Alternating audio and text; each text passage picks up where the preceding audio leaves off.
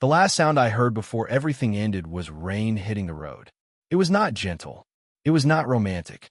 To me, it sounded like every mistake I had ever made finally catching up with me. Claire Bennett was walking several steps ahead, just as she always did. She did not look back. And, just as always, I kept following. For years, my world had revolved around her. When she forgot an assignment, I stayed up late helping her finish it. When she said she was exhausted, I bought coffee and brought it to her before class.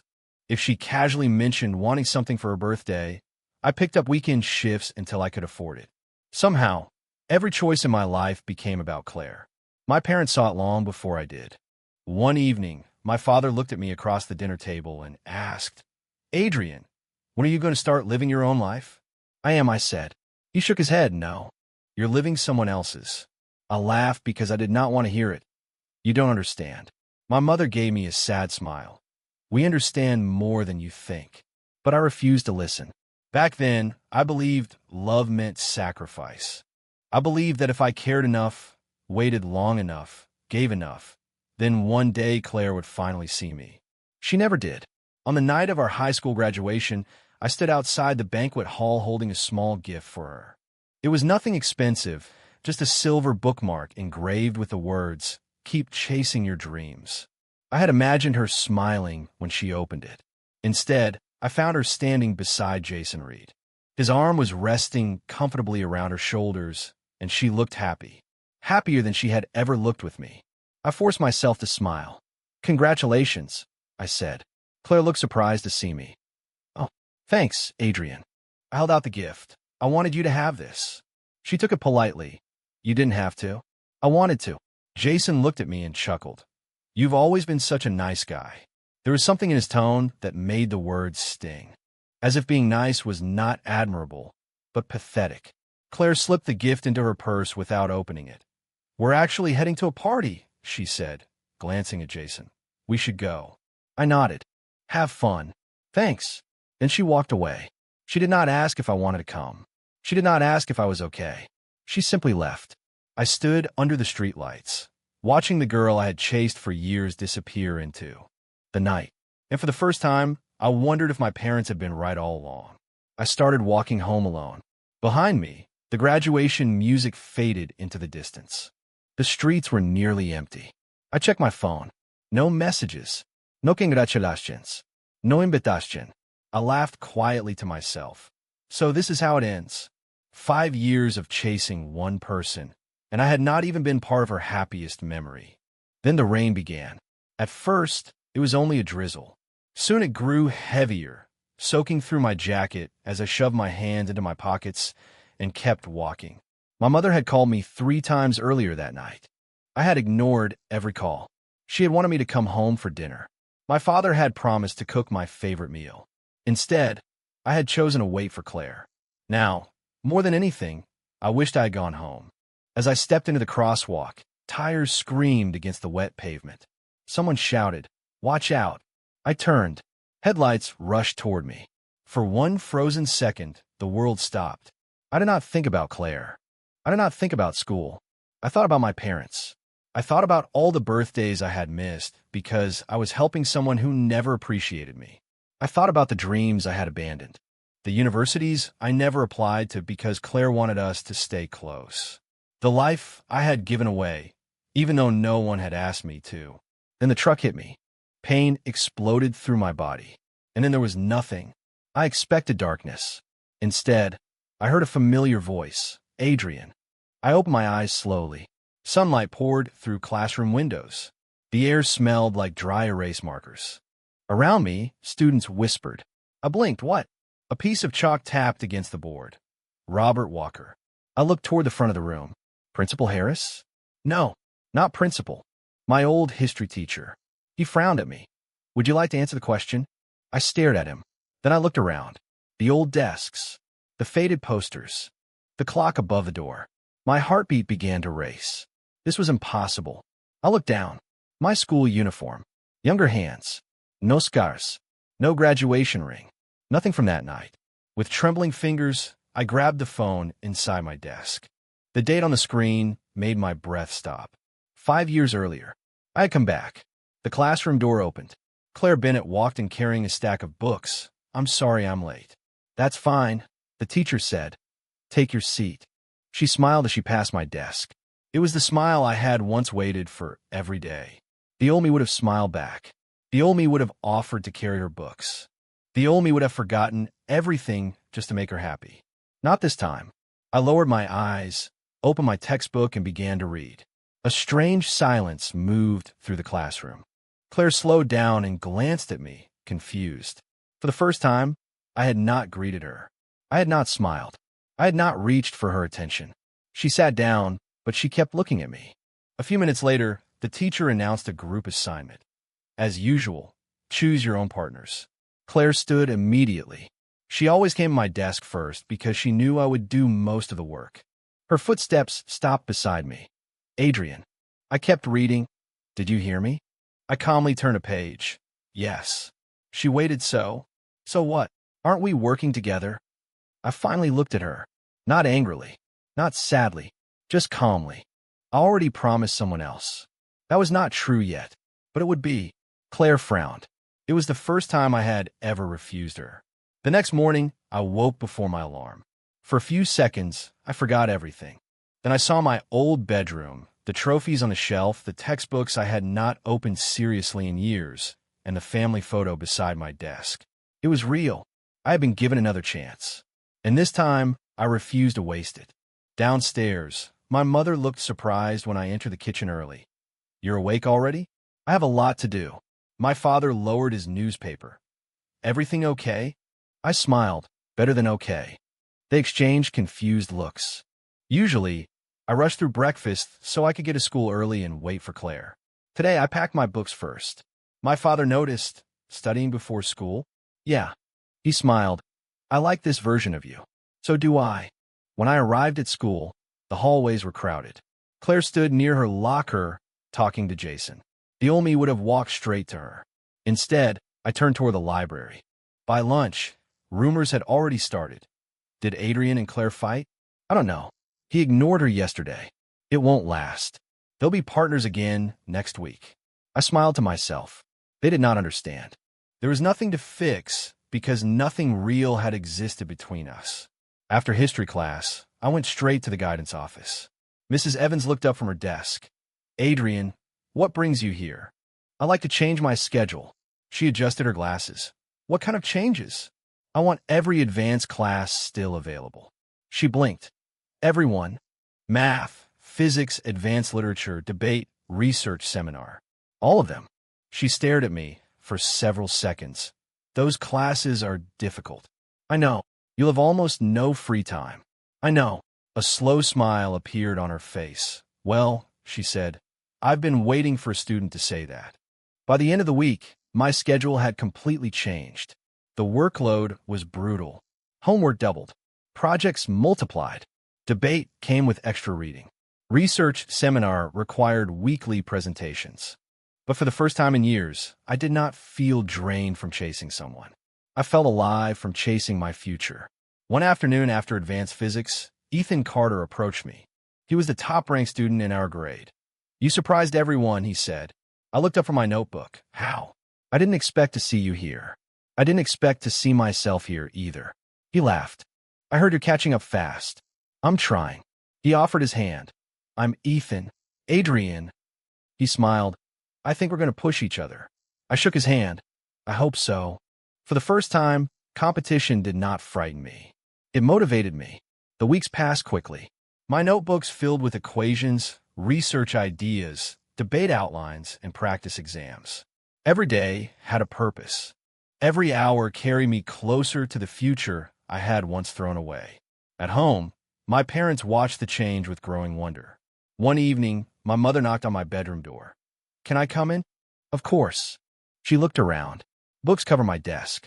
Flashcards were taped to the wall. A calendar listed every assignment and competition. She smiled. "I've never seen you study like this." I laughed. "Neither have I." She sat beside me. "Did something happen with Claire?"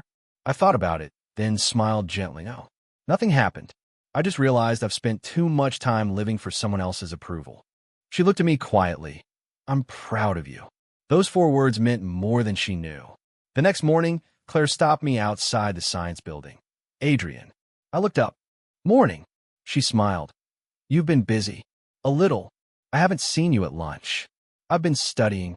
She gave a soft laugh. You never used to skip lunch. I never used to value my time either. Her smile faded just enough for me to notice. I was wondering. She hesitated. Do you want to study together sometime? The old me would have canceled everything for those words. This time, I answered honestly. I'm sorry. My schedule is full. She looked surprised. Oh, maybe another time. I smiled politely. Good luck with your classes. Then I walked away. Not to hurt her. Simply because I meant it. When I entered the library, I noticed someone sitting alone near the window. Lena Brooks. She looked up from her chemistry notes. You always get here before everyone else, she said. I like the quiet. She nodded. So do I. The seat beside me was empty. Without asking for favors, without asking for answers, she came over, sat down, opened her notebook, and began studying. The silence was not awkward. It was peaceful. After almost an hour, she spoke. You're different. I smiled. Is that a compliment? I think it is. A few minutes later, she slid a research book toward me. I thought this might help with your project. I looked at the title. It was exactly the reference I had been trying to find. Thank you. She shrugged. I finished it yesterday. No reason to let it collect dust. I smiled. You're the first person who's helped me without expecting anything back. She looked genuinely confused. Isn't that what classmates are supposed to do? I laughed. I guess it is. From that day on, Lena sat beside me after class almost every afternoon. Sometimes we studied. Sometimes we solved math problems. Sometimes we barely spoke at all. And somehow, those quiet afternoons became my favorite part of the day. One Friday, the principal's office suddenly became busy. Teachers hurried through the hall. Students whispered. Principal Harris walked quickly into our classroom, holding a printed email, disbelief written across his face. He looked directly at me. Adrian, we just received an email. He paused. From Harvard University. That email changed everything. It was not an acceptance letter yet. It was an invitation to join a mentorship program for outstanding high school students with exceptional academic potential. When Principal Harris announced it at morning assembly, the auditorium fell silent. I've been an educator for 30 years, he said, and this is the first time our school has received this opportunity. Students glanced around, wondering who it was for. Then he smiled. Adrian Walker. Hundreds of eyes turned toward me. A few months earlier, those same students had known me only as the boy who followed. Claire everywhere. Now they looked at me differently. After the assembly, Principal Harris called me into his office and handed me the letter. Congratulations. Thank you, sir. Harvard's mentorship program is extremely selective. They reviewed your competition results, research paper, and teacher recommendations. He leaned back in his chair. You've worked incredibly hard. I smiled. I'm just getting started. His eyes lit up. I like hearing that. While I left his office, Ethan was waiting outside with his arms folded. So, he said, you're famous now. I laughed. For today. He shook his head, no. I think this is only the beginning. Over the next few weeks, school became even more demanding. National mock exams were approaching. Teachers reminded us constantly how important they were. They would predict university placement. They would affect scholarship opportunities. They would influence admissions. Most students were nervous. I was grateful. This time, I was not studying to impress anyone. I was studying to become someone I could respect. Every afternoon, Lena and I reviewed practice questions together. She solved chemistry faster than anyone in class. I helped her with advanced math. One evening, she closed her notebook and smiled. Going to do well. So are you. She laughed. You sound so confident now. I wasn't before. What changed? I thought for a moment. I stopped worrying about whether other people believed in me and started believing in myself. She looked at me quietly. I think that's the biggest difference. Exam week finally arrived. Rows of desks filled the gymnasium. The room was silent except for turning pages and scratching pencils. Hours passed. Math, physics, literature, history, English. Every paper was difficult, but I did not panic. I had prepared. When the final exam ended, students spilled into the hallway. Jason groaned. That math section was impossible. Claire nodded. It was really hard. Ethan walked over to me. So, how'd you do? I smiled. I answered every question. He grinned. Good. I'd be disappointed if you didn't. For the first time, I was excited to compete with the smartest student in school. 2 weeks later, the entire school gathered in the auditorium. Everyone knew why. The National Mock Exam rankings had arrived. Students whispered nervously. I hope I made top 20. I just want to pass. I heard the math scores were brutal. He sat beside Lena. She looked calm, but her fingers tapped lightly against her notebook. Nervous? I asked a little. You? I smiled. Not anymore. Principal Harris stepped onto the stage carrying a sealed envelope. These are the strongest mock exam results our school has ever received. Applause filled the room. We had several students qualify for national scholarships. More applause.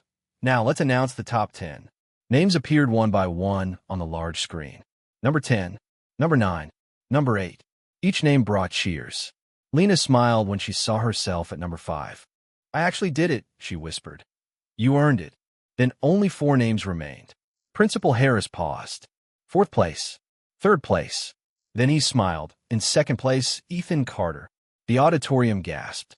Ethan had ranked first for 3 years in a row. He stood, accepted the applause, then looked toward me. A slow grin spread across his face. He already knew. Principal Harris lifted the final paper. This year's National Mock Exam champion, with the highest score our school has ever recorded, he paused. Adrian Walker. For a moment, the room was completely silent. Then the auditorium erupted. Teachers stood. Students cheered. I remained seated, almost unable to believe it. Lena nudged my shoulder gently. Go. I walked to the stage. Principal Harris shook my hand proudly. You made the school very proud. Thank you, sir. When I turned back toward the audience, I saw Ethan clapping. Later, he extended his hand. I finally have real competition. I smiled and shook it. I've been chasing you for months. He laughed. Keep chasing. It'll make both of us stronger. Within days, letters began arriving. Academic scholarships, research invitations, university outreach programs. The future I had once ignored was finally opening its doors. Across the hallway, Claire stood beside Jason, looking at me as if she were seeing me for the first time. Jason sighed while staring at the rankings. My grades dropped again. Claire barely heard him. Her eyes stayed on me. Months earlier, she had believed I would always be waiting for her attention. Now, teachers stopped me to discuss research opportunities. Students asked for study advice. Younger classes knew my name. I had not become louder. I had not tried to impress anyone. I had simply become impossible to overlook. As I packed my books, Claire walked toward me. Congratulations, Adrian. Thanks, Claire. You've changed. I smiled politely. I know. She waited, as if expecting more. The old Adrian would have searched for any excuse to keep talking. This Adrian picked up his backpack. I have a study session. See you around. I walked toward the library. Lena was already waiting with 2 notebooks and a quiet smile. Without a word, I sat beside her. Together, we opened our books. There was still another goal ahead. Harvard was no longer only a dream. It was becoming a destination. The weeks after the mock exams felt different. Not easier, harder. Harvard's mentorship program sent weekly assignments. Professor Daniel Moore expected research proposals, essays, and problem-solving exercises, far beyond high school level. And I love the challenge. Every morning began the same way. 5:30 run. Breakfast with my parents. 2 hours of studying before school. One morning, my father watched me reviewing calculus over breakfast. I almost don't recognize you anymore. I laughed. Is that a bad thing? No, he said. It's the best thing that's happened to this family. My mother placed another piece of toast on my plate. I haven't seen you this happy in years. Neither had I. At school, my schedule was packed. Advanced physics research seminar, debate practice, mathematics club. The old Adrian would have spent every free period searching for Claire. Now I searched for empty classrooms where I could study. Even Ethan noticed. After debate practice, he dropped his backpack beside me. I've been meaning to ask, why Harvard? I looked out the window, because it scares me. He laughed. That's your reason? Yeah. If a dream doesn't scare me, it's probably too small. He nodded slowly. I like that. I'm thinking about MIT. I smiled. Then we both have impossible goals. He held out his fist. Deal. I bumped it, deal. Later that afternoon, as I headed to the library, Claire called my name, Adrian. I turned. She stood there holding 2 textbooks against her chest. I've been looking for you. You found me. She laughed softly. Then she took a breath. Would you like to study together after school? Months ago, that question would have made my entire week. Now I smiled politely. I'm sorry. I already have plans. She looked surprised. Something important? I nodded. Very. She forced a smile. I understand. I wished her a good afternoon and continued toward the library. Behind me, I could feel her watching me walk away. For the first time, I was not the one looking back. When I reached the library, Lena was in our usual corner beside the tall windows. 2 cups of coffee sat on the table. She smiled. I guess you'd forget to take a break. I laughed. You know me too well. I've been studying with you for months. I notice things. Thank you. You can repay me with calculus. Deal. We open our books. The afternoon passed quietly. Sometimes we solved equations. Sometimes we argued over debate topics. Sometimes we laughed at careless mistakes. There was no pressure, no pretending, no need to impress. Just 2 people helping each other become better. At one point, Lena looked up. What would you do if Harvard accepted you? I'd go immediately, I said. I've already wasted 1 life being afraid. She blinked. 1 life? I laughed awkwardly. Bad wording. She smiled, then grew serious. I hope you get in. What about you? I'm applying to Stanford. I grinned. So we're both chasing impossible dreams. She extended her pinky. No matter where we end up, we keep cheering each other on. I hooked my finger around hers. Promise. Across the library, Claire stood quietly between the shelves. She had come looking for a history book. Instead, she found us laughing together. She watched Lena hand me notes. I corrected one of her equations. She rolled her eyes playfully, and I laughed. It was effortless, natural, peaceful. Jason walked over with his backpack. There you are. What are you looking at? Claire quickly looked away. Nothing. But it was not nothing. For the first time, she saw me smiling without her, without trying to earn her attention, without waiting for her approval, and it unsettled her. Over the following weeks, she found more reasons to talk to me. Good morning, Adrian. Morning. How was the chemistry test? It went well. I heard you won another debate. Thanks. Every conversation ended the same way. I answered politely, then returned to what I had been doing. Not because I hated her, because my priorities had changed. One afternoon, Ethan walked into the library carrying practice exams. I knew I'd find you 2 here. Lena laughed. Is it that obvious? You practically live in this corner. He dropped the papers on the table. Professor Moore sent another Harvard practice assessment. I smiled. Perfect. Claire watched from the other side of the room. She remembered the old Adrian, the boy who abandoned homework because she smiled, the boy who waited outside classrooms hoping to walk beside her, the boy who thought his happiness depended on her attention. That boy was gone. Now, every time she looked at me, she found me discussing research with Ethan, studying, with Lena, or building a future that no longer revolved around her. She finally started looking at me. But by then, I was already looking far beyond her.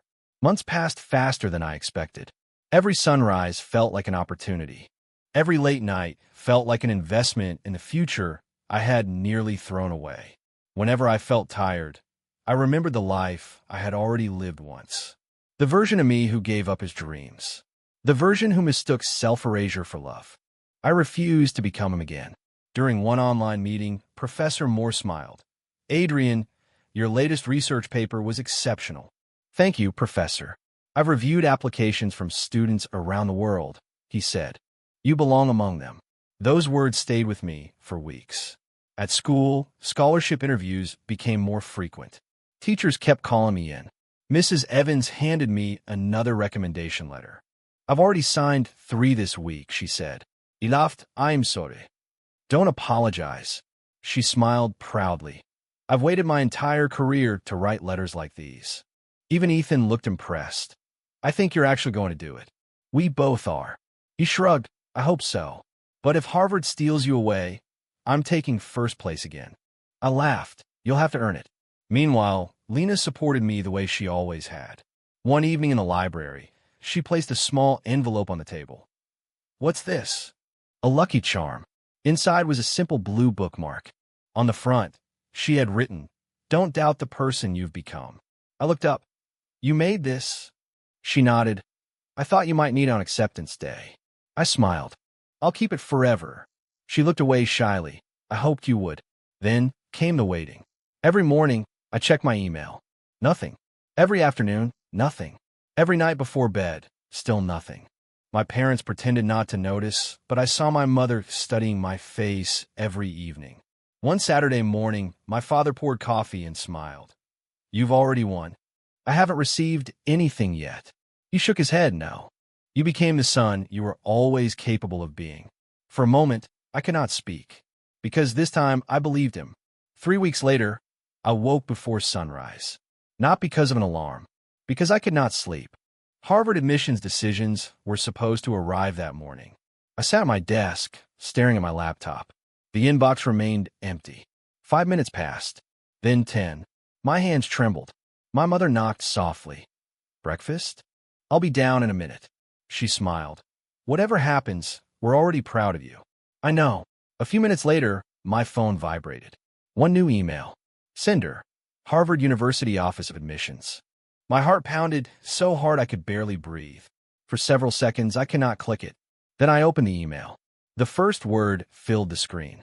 Congratulations. I stopped breathing. My eyes raced through the message. They were delighted to offer me admission to Harvard University. Then another sentence caught me.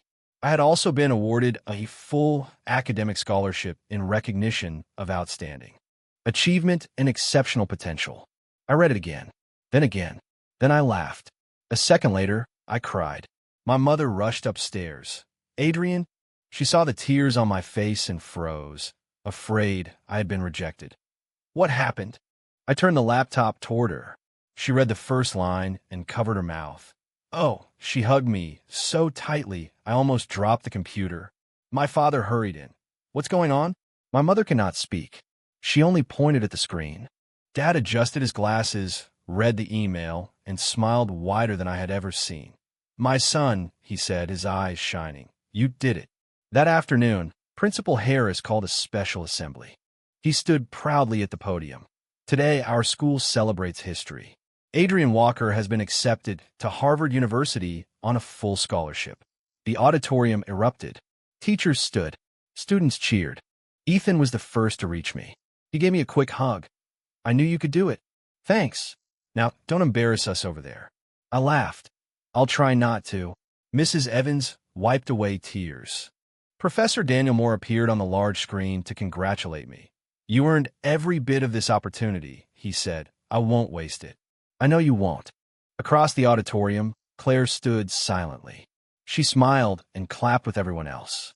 No one noticed the tears in her eyes. After the assembly, the halls slowly emptied. When I finally walked outside, I saw Claire sitting alone beneath the old maple tree, holding the announcement flyer. She looked up. Congratulations, Adrian. Thank you. You always wanted something big. I smiled softly. I think I finally wanted it enough. She nodded. So you're really leaving? I am. For good. I looked toward the school building that had once been my whole world. Then toward the future beyond it. Yes. She forced a smile. I hope you're happy. I already am. She lowered her head. I wished her well and walked away. Behind me, she began to cry. Not because Harvard had chosen me. Because she finally understood. The boy who had once chased her without looking back was leaving forever. And this time, he was not coming back. Graduation arrived sooner than any of us expected. The campus looked different beneath blooming cherry blossoms. Pink petals drifted across the walkways. Families filled the courtyard with cameras and flowers. 5 years ago, in another life, this day had been the beginning of my greatest regret. This time, it felt like the beginning of everything. My mother adjusted my cap. It's crooked. I laughed. It always is. She fixed it carefully. There? Perfect. Dad placed a hand on my shoulder. You've made us proud every single day. I couldn't have done it without you. He shook his head. You always could. You just finally believed it.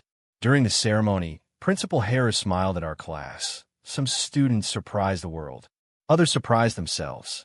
And sometimes, those are the same people. His eyes met mine briefly. After the speeches, names were called. Ethan Carter. Loud applause. Then my name, Adrian Walker. The applause seemed even louder. I shook Principal Harris's hand. Harvard is lucky to have you. Thank you, sir. When I stepped down, I saw Lena clapping in the front row. Her smile meant more than all the applause combined. After the ceremony, Ethan came over carrying 2 drinks. So this is goodbye for now, he said. We'll meet again. At some international research conference, he said, arguing over who published more papers. I laughed. I'll hold you to that. We shook hands, not as rivals, but as friends who had pushed each other forward. Then I saw Claire beneath the cherry blossom trees. She looked nervous, as if she had been waiting all morning. Adrian.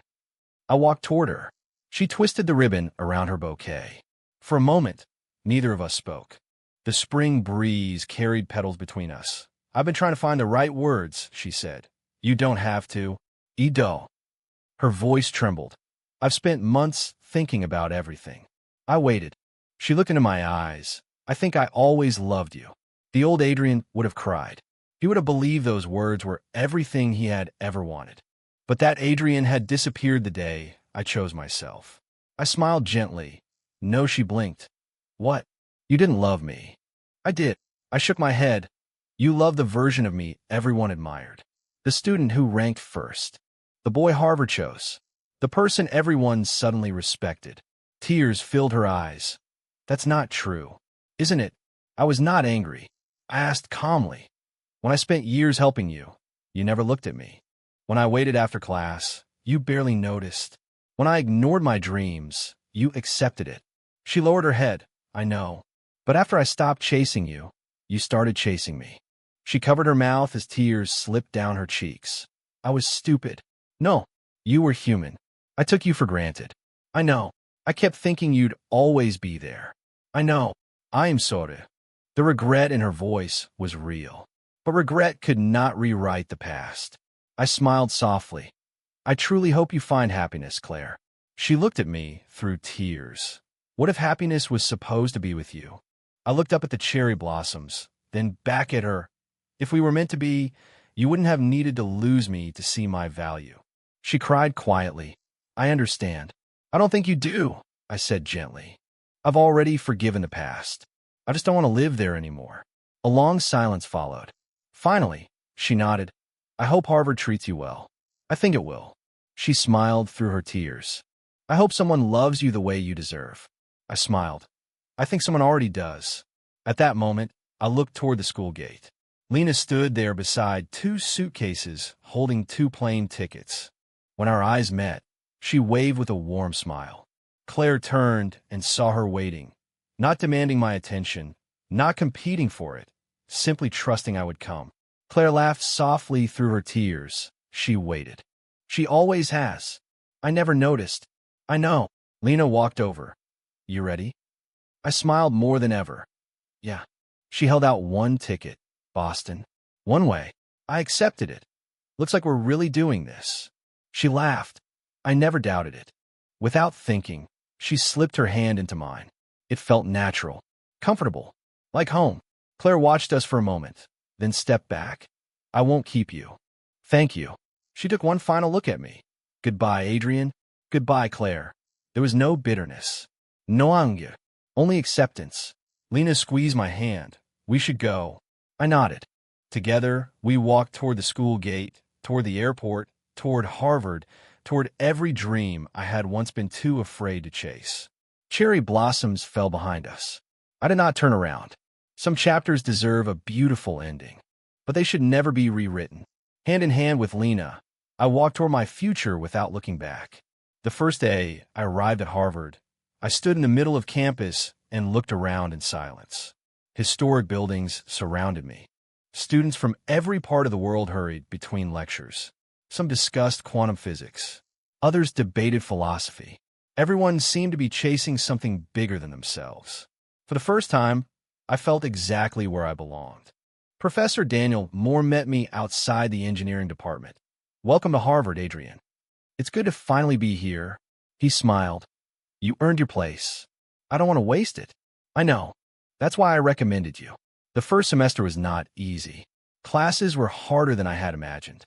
Research papers grew longer. Exams became tougher. Competition was stronger. Every student had been the best somewhere. Now we were all starting over. One afternoon, I entered a research lab carrying notes. A classmate looked up. "You're Adrian, right?" "Yeah. I read your bridge optimization paper. It was impressive." I smiled. "Thank you." For the first time, people knew me because of my work, not because of whom I followed. Months passed. I joined research teams, entered engineering competitions, and presented projects at conferences. Every challenge made me stronger, not only as a student, but as a person. One evening, Professor Moore stopped me after class. "I have good news." "What happened?" "Your transportation research was selected for an international conference." I blinked. "Seriously?" He laughed. "Yes. You'll be presenting alongside graduate students. I've only been here a year, and you earned it." That night, I called my parents immediately. Mom answered on the first ring. "Adrian, I have news." Dad joined the call a second later. "What happened?" "My research was selected for an international conference." For a moment, neither of them spoke. Then my mother laughed through happy tears. "We always believed in you." Dad smiled. "And now the world does too." Those words stayed with me long after the call ended. Life no longer felt like something slipping through my fingers. It felt like something I was building. One choice, one dream, one day at a time. A year passed, then another. Harvard slowly became home. The classrooms that once intimidated me became familiar. Professors who had seemed unreachable greeted me by name. One afternoon, my phone rang as I left the engineering lab. The name on the screen made my heart jump. Lena Brooks. I answered immediately. She laughed. "You sound nervous." "Should I be? I just received an email." My heart skipped. "I got it," she said. "What?" "The international scholarship." For a second, I could not speak. Then she said, "Adrian, I'm coming to Harvard." I laughed so hard, several students turned to look at me. "You actually did it." "We actually did it." A few months later, I waited outside the airport holding a small bouquet of white lilies. Passengers streamed through the doors. Then I saw her. She pushed a suitcase with one hand and looked around nervously. When our eyes met, she smiled. I walked toward her. "Welcome to Boston." She laughed. "It's colder than I imagined." "It gets worse." She nudged my shoulder. "I knew you'd say that." From that day on, life became wonderfully ordinary. We studied together, cooked terrible dinners together, stayed awake preparing presentations, celebrated every success, encouraged each other after every setback. We were not chasing approval. We were not trying to prove our worth. We were simply building a life together. One evening after finishing another research project, Lena looked at me. "Do you ever think about high school?" "Sometimes." "Do you regret anything?" I smiled. "I regret wasting so much time believing my happiness depended on someone else." She reached for my hand. "I'm glad you figured it out." "So am I." Years passed. Graduation came and went. We both began working on engineering research focused on safer bridge design and disaster-resistant infrastructure. The work was demanding, meaningful, exactly the future I had once dreamed of. One autumn evening, I invited Lena for a walk beside the Charles River. The sun dipped below the skyline. Golden light reflected across the water. She smiled. "It's beautiful." "It is." We stopped near a quiet bench beneath the trees. She looked at me curiously. "You've been acting strange all day." "I know." "Why?" "I've been nervous." "You?" She laughed. I didn't think that was possible anymore. I took a slow breath and reached into my jacket pocket. Her eyes widened. "Adrian," I knelt on one knee. "Lena, you believed in me before anyone else did.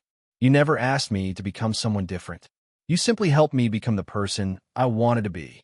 She covered her mouth as tears filled her eyes. I don't know what my first life was supposed to be, I said, but I know this one became beautiful because you were part of it. I opened the ring box. Lena Brooks, will you marry me? For one heartbeat, she could not speak. Then tears rolled down her cheeks. Yes, she laughed. Of course. Yes. I slipped the ring onto her finger. She threw her arms around me. I love you. I smiled. I love you too.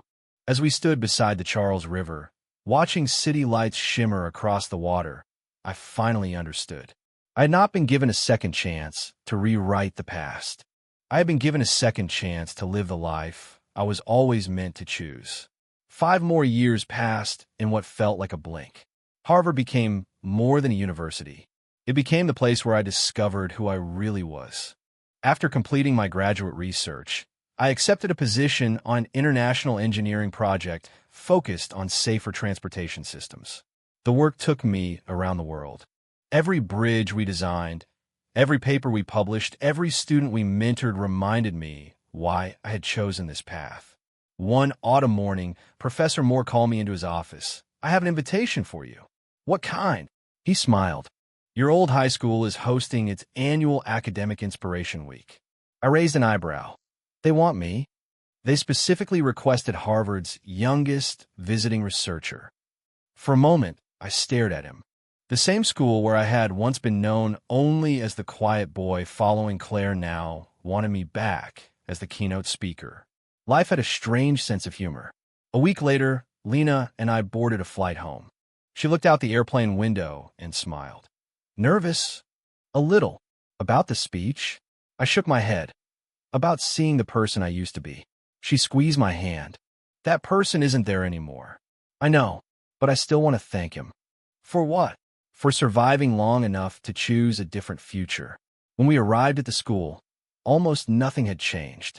The old brick buildings, the library windows, the cherry blossom trees in the courtyard.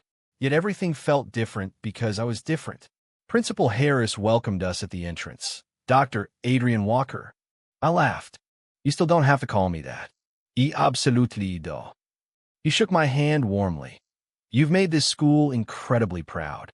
It all started here. He nodded. And today, it starts again for another generation. As we walked through the hallways, students whispered excitedly. That's him. The Harvard researcher. He graduated from our school. Teachers I had not seen in years greeted me with warm smiles. Mrs. Evans hugged me. I always knew you'd do something extraordinary. You helped me believe it. She smiled through happy tears. I only pointed at the door. You were the one who walked through it. Soon, Principal Harris led me backstage. Beyond the curtain, hundreds of students filled the auditorium. The same auditorium where my mock exam results had been announced. The same stage where I had received my diploma. He handed me the microphone. They're ready. I looked toward the audience and took a slow breath. This time, I was not standing there to prove my worth. I was standing there to help someone else discover theirs. The auditorium fell silent as I stepped onto the stage. Hundreds of students looked up at me. Some were excited. Some looked nervous. A few reminded me of the boy I used to be, quiet, uncertain, waiting for someone else to tell them they mattered. I smiled. When I sat where you are, I believed my future depended on one person's opinion. The students listened carefully.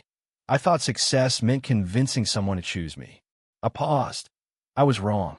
The room became completely still. The day I stopped chasing someone who didn't value me was the day I finally started building the life I truly wanted. I spoke about failure, discipline, choosing education over approval, surrounding yourself with people who celebrate your growth instead of demanding your sacrifice. When I finished, the entire auditorium stood. Applause echoed through the hall. Not because I had attended Harvard, not because of my research, but because every student understood the message. After the event, teenagers lined up to ask questions. How do you stay motivated? What if people laugh at your dreams? How do you stop comparing yourself to others? I answered honestly. Your future doesn't begin when someone believes in you. It begins when you believe in yourself. As the crowd slowly disappeared, I walked outside into the quiet courtyard. The cherry blossom trees were blooming again, just like graduation day. Then I heard familiar footsteps behind me. Adrian. I turned. Claire stood a few feet away, wearing an alumni volunteer badge. Tom had changed both of us. She smiled gently. You gave an incredible speech. Thank you. I think those students needed to hear it. I hope so. For a moment, we looked around the old campus. Then she laughed softly. You finally became everything you dreamed about. I looked across the courtyard. Lena was speaking with Principal Harris and a group of teachers. She noticed me, smiled, and walked over. I looked back at Claire. No. She tilted her head. No. I simply stopped chasing people who didn't want me. She nodded. This time, there was no sadness in her expression, only understanding. I wish I'd understood that sooner. So do I. But life doesn't always teach us when we want. It teaches us when we're ready. She smiled. I think I'm finally ready. I hope you find happiness, Claire. I think I will. She offered her hand. Friends? I shook it. Friends.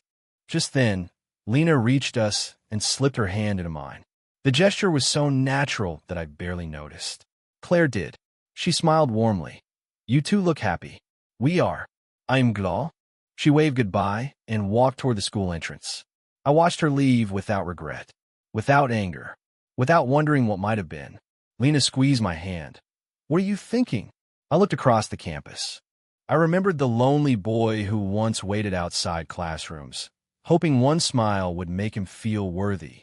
The boy who measured his value by someone else's attention. That boy was finally gone. I smiled. I'm thinking I finally became someone I respect. Lena rested her head against my shoulder. So did I. Together, we walked through the school gates, not as teenagers searching for acceptance, but as two people who had built a life filled with purpose, love, and self-respect.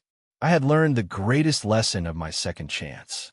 Success was not the best revenge. Fame was not the best revenge. Even Harvard was not the best revenge. The greatest victory was becoming the kind of person who no longer needed anyone else's approval to know his own worth.